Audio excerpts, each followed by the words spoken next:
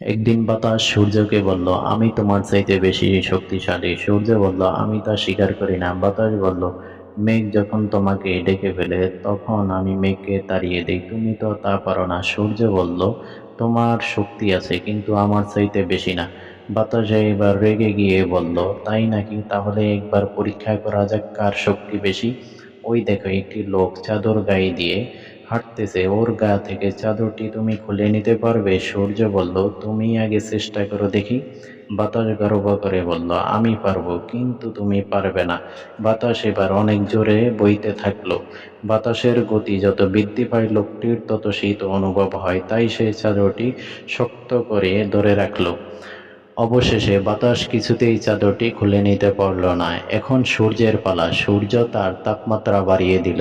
সূর্যের তাপের কারণে লোকটির অনেক বেশি গরম লাগতেছিল। তখন লোকটি চাদর খুলে নিল। তখন বাতাসের আর কোনো লজ্জার সীমা থাকলো না। তাই কখনো ক্ষমতার বড়াই করা ভালো না, সব জায়গায় সব ক্ষমতা খাটে না।